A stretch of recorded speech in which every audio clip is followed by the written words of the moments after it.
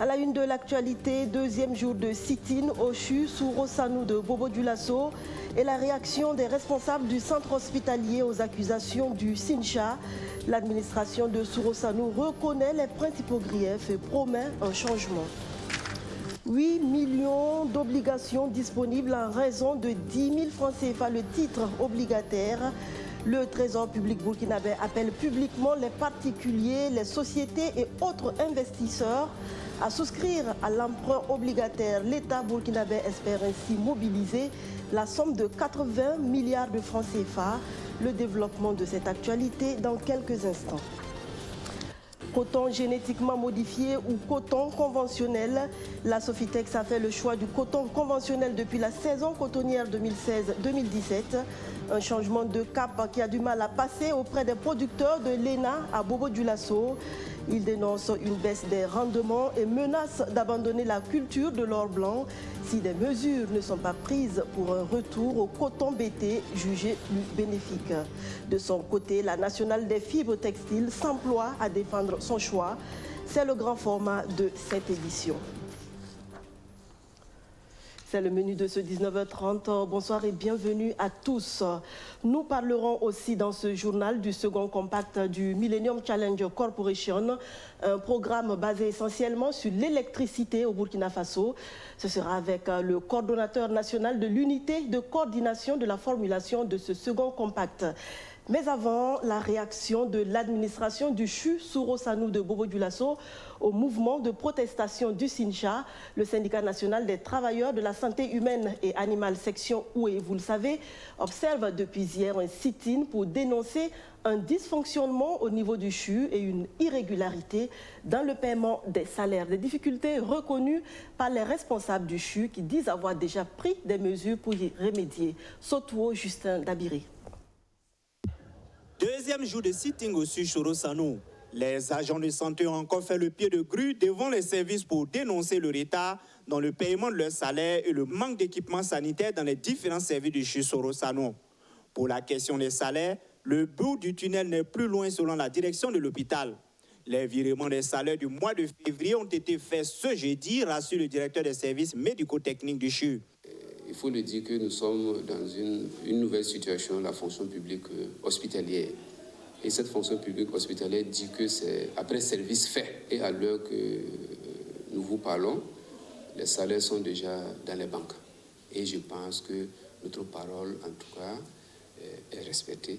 Et actuellement, les salaires sont en train d'être, en tout cas, déposés au niveau des banques. Et ce soir, en tout cas, les agents pourront rentrer en possession de leurs salaires. Pour la question du manque d'équipement dans les services de l'hôpital, si la direction reconnaît des difficultés, elle affirme néanmoins que des efforts sont faits pour permettre aux agents de travailler dans de meilleures conditions. Au niveau de la maternité, à l'heure où nous parlons, les activités sont bel et bien menées. J'étais avec le chef de service et je pense qu'au cours du dialogue, je les ai dit ça. Ce point, le chef de service m'a dit que les activités sont bien menées.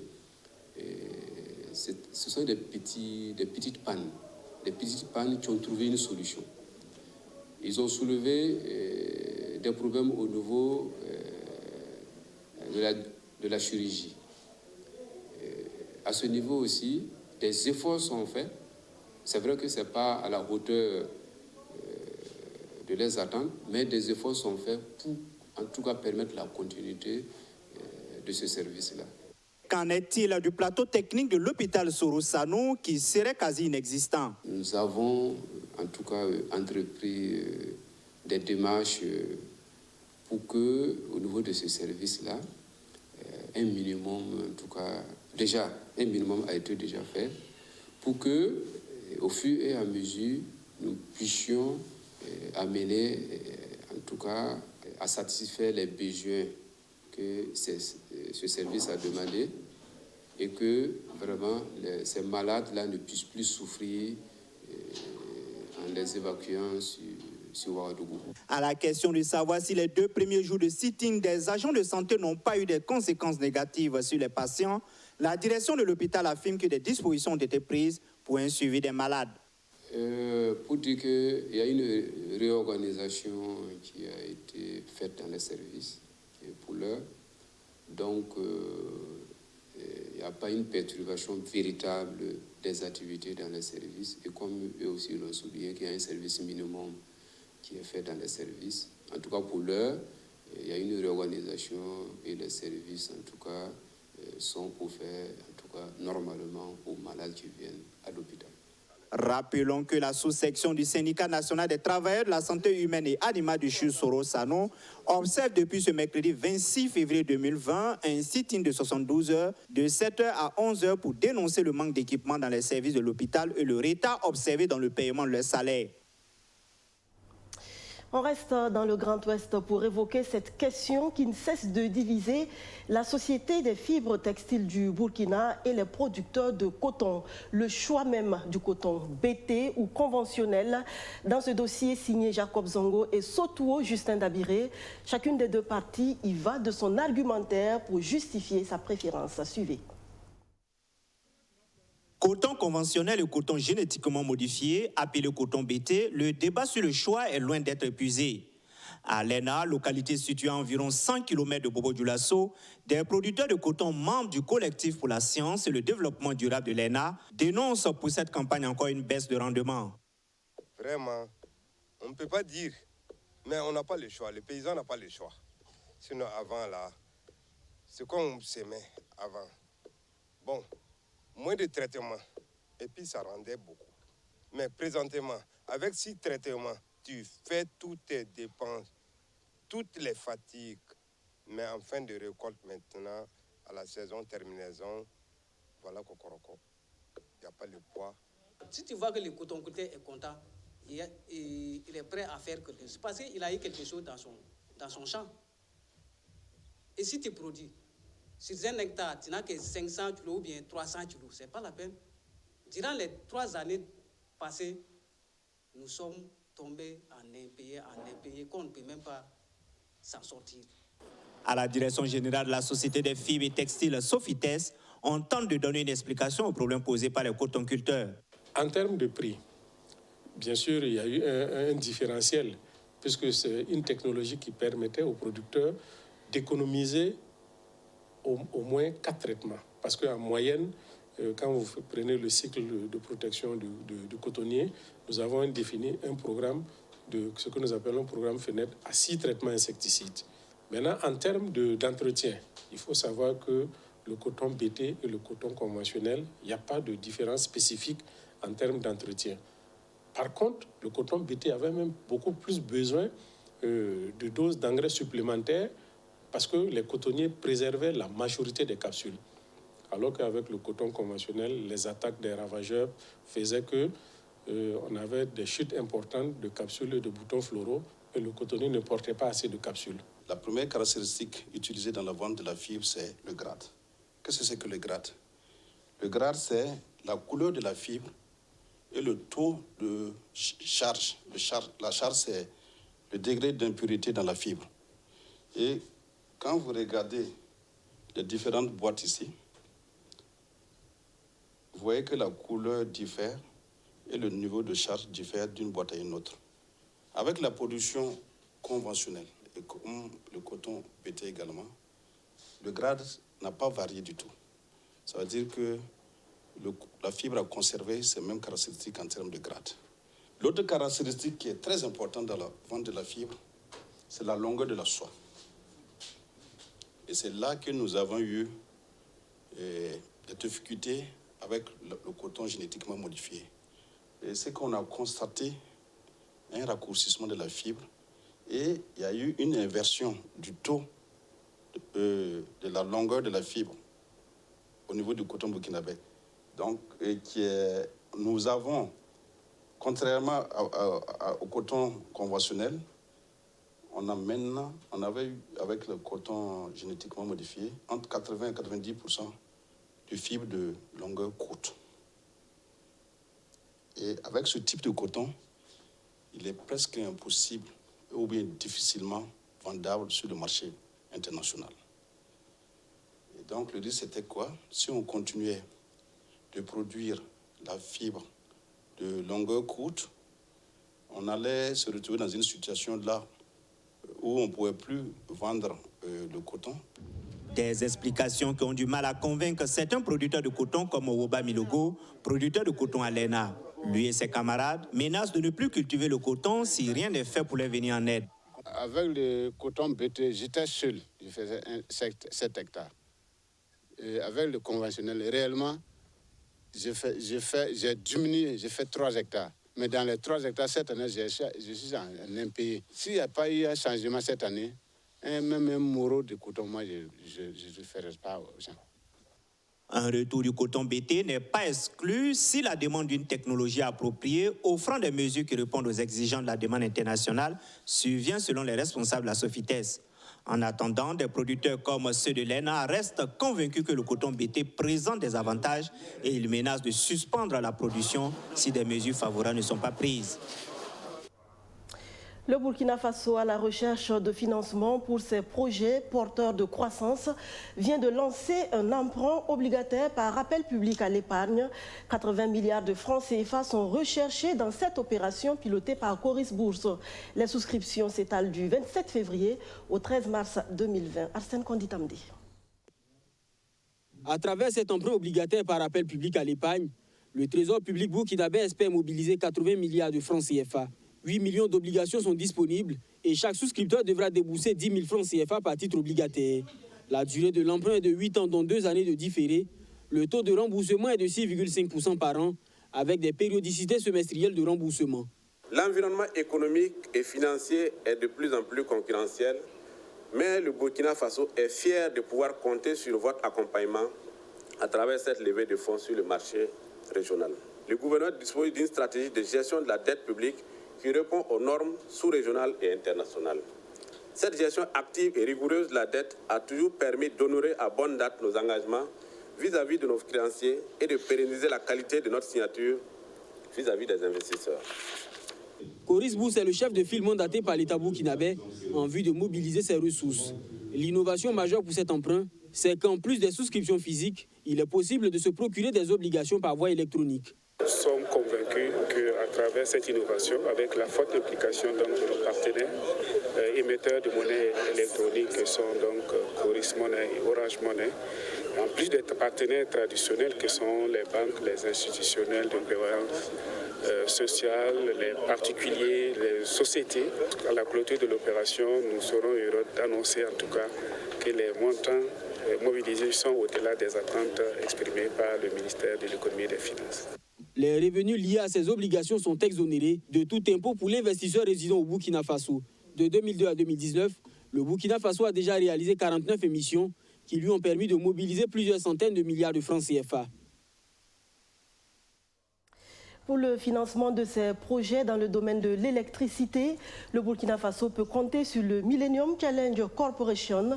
Le MCC et le pays des hommes intègres viennent de s'accorder sur la mise en œuvre du second compact à travers la signature de l'aide-mémoire sur les points de réforme dans ce cadre. Qu'est-ce que cela représente dans l'opérationnalisation du second compact? Monsieur Kabore, bonsoir et bienvenue. Bonsoir Madame Eda, merci. Alors, l'aide-mémoire rentre dans le cadre, n'est-ce pas, du processus d'élaboration du second compact, en précisant donc les conditions et les engagements du gouvernement du Burkina pour que les différentes étapes nécessaires dans le déroulement du compact puissent avoir lieu. Et donc, ça précise un peu qu'est-ce que chaque partie doit faire, voilà, pour que chaque étape soit couronnée de succès. D'accord. Et quelles sont les grandes réformes envisagées dans le secteur de l'énergie au Burkina Faso dans le cadre de ce projet-là? Alors, il y a bien évidemment donc, plusieurs réformes qui sont envisagées, mais on peut mentionner 3 réformes clés principalement. Alors, il s'agit de l'optimisation du cadre juridique et institutionnel. Ça, c'est la première réforme. La deuxième, c'est la rationalisation des subventions et des tarifs. Et troisièmement, le renforcement de la régulation. Voici les éléments clés. Bien entendu, à l'intérieur de chacune de ces grandes réformes, il y a beaucoup de mesures qui sont envisagées. Et ces réformes répondent aux différents projets qui ont été identifiés pour la phase opérationnelle? Oui. Alors, il y a des réformes qui sont beaucoup plus globales. Il y en a qui sont spécifiques à certains projets.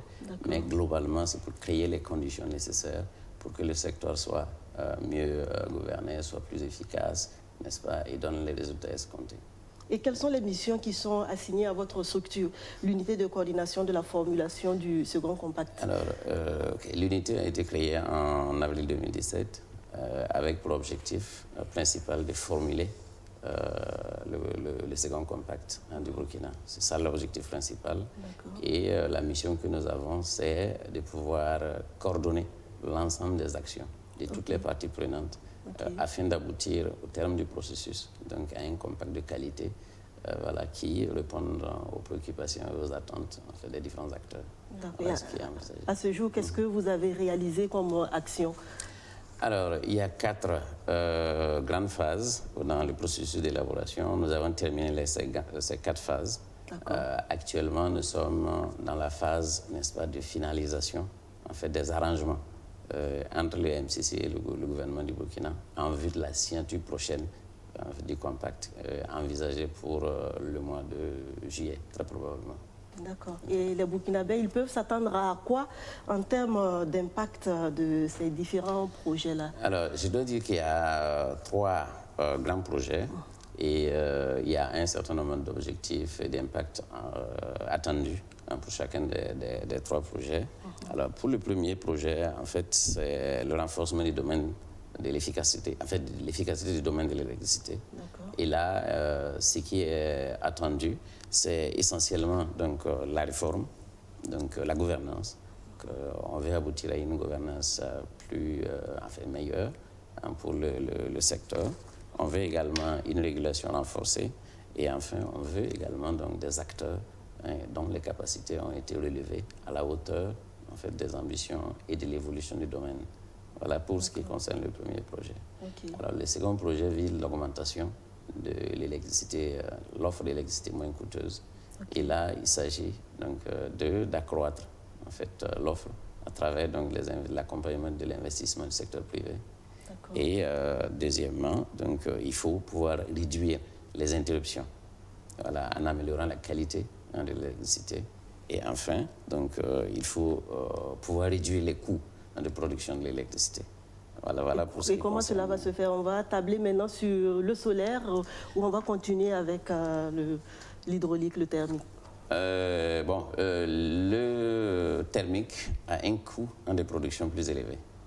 Voilà, pour qu'on puisse arriver, n'est-ce pas, à une baisse en fait, du coût de production, il faut qu'on puisse promouvoir en fait, les énergies qui coûtent moins cher. Et particulièrement donc, l'électricité solaire et aussi les interconnexions. Voilà, donc c'est travailler à faire en sorte que cette part, n'est-ce pas, des énergies renouvelables dans le mix énergétique puisse accroître, de manière que ça puisse influencer positivement en fait, les coûts de production de l'électricité. À vous entendre, en tout cas, ce second compact, c'est une bonne affaire pour le Burkina Faso. Nous y croyons, dans la mesure où il y a un certain nombre d'investissements qui devraient en principe permettre d'améliorer la qualité de l'électricité, ce qui va réduire un peu les interruptions, mais également donc, stabiliser un peu le réseau, ce qui va améliorer donc, le service d'offre d'électricité. À quand le début des travaux? Alors, pour l'instant, donc, nous sommes en train d'aller vers la signature.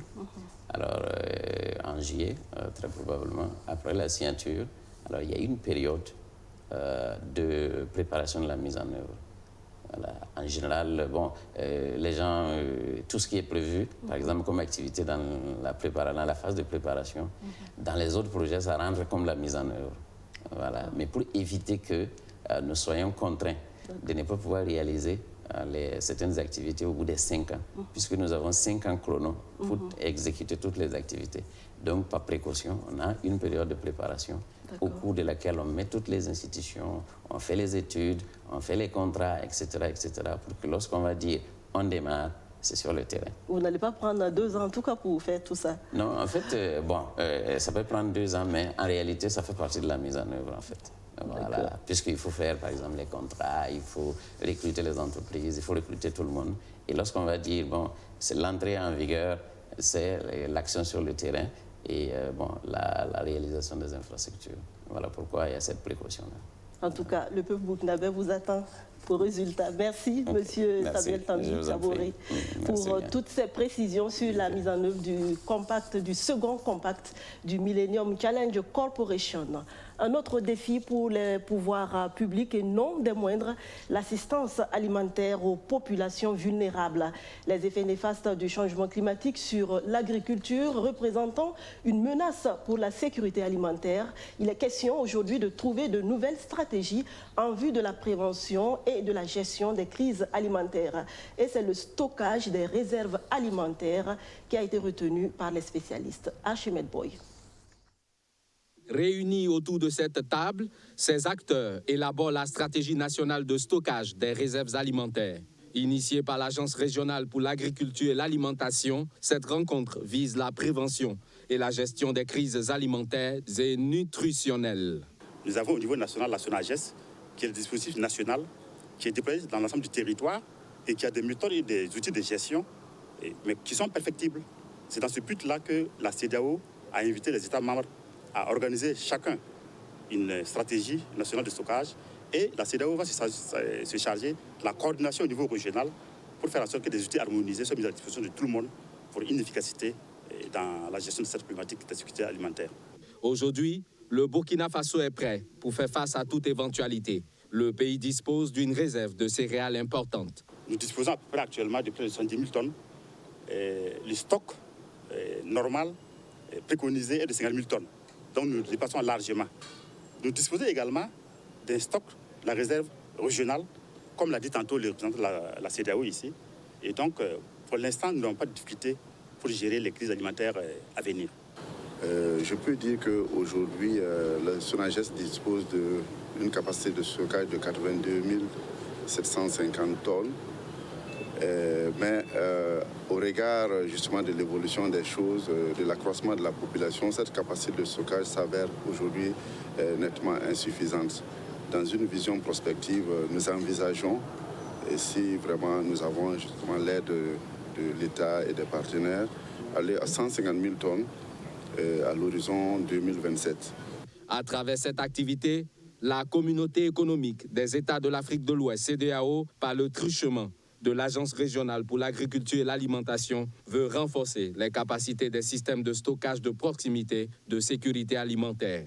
C'est sous l'impulsion de cette institution que le pays s'est doté en avril 2018 d'une politique nationale de sécurité alimentaire et nutritionnelle. Dans le même registre, le réseau NUT fait un pas vers la décentralisation de ses activités. Le réseau de la société civile pour la nutrition va s'implanter dans 5 régions du Burkina. C'est un financement de plusieurs millions de francs CFA qui permet cette évolution. Arsène Konditamdi. Le réseau NUT, le réseau de la société civile pour la nutrition, étend ses actions à d'autres régions du Burkina Faso. Le réseau décentralise ses activités pour permettre à des structures relais de prendre les devants pour le renforcement des capacités nutritionnelles des populations de 5 régions. Grâce à leur bonne connaissance du terrain, les structures relais vont être des facilitateurs auprès des bénéficiaires. Malgré tout le travail qu'on fait au niveau national, s'il n'y a pas une suite logique au niveau local, au niveau communautaire en termes de plaidoyer et de sensibilisation, il va sans dire que nos actions vont rester un peu limitées sur le terrain. D'où l'intérêt vraiment de réaliser ces activités au niveau décentralisé, afin que nous puissions continuer de construire un réseau de plus en plus fort en matière de plaidoyer et de communication pour aider les communautés à la base pour qui nous sommes les porte-voix, afin que la nutrition puisse vraiment être quelque chose qui est au quotidien vécu par tous et par toutes. Pour la région de la boucle du Mouhoun, c'est le réseau d'appui à la citoyenneté des femmes rurales qui est chargé de mettre en œuvre les activités. Les responsables du réseau espèrent faire inscrire la nutrition dans les politiques locales de développement.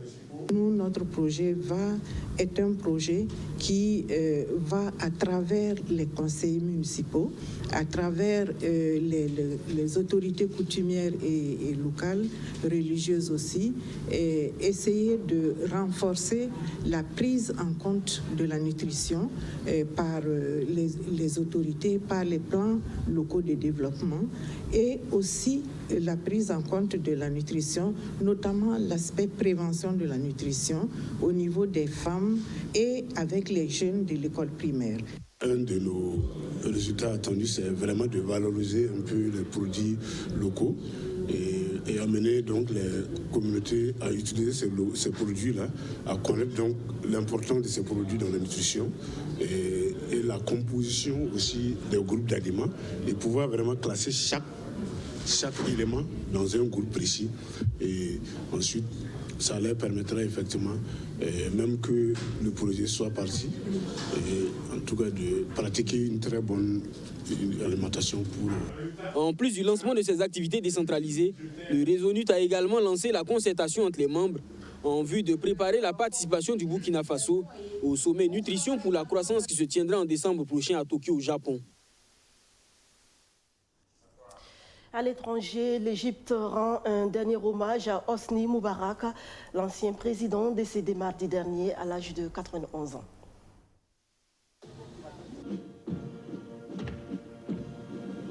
L'Égypte a rendu un dernier hommage à son ex-président Hosni Moubarak, décédé mardi dans un hôpital du Caire à l'âge de 91 ans. L'ancien raïs a reçu les honneurs militaires mercredi.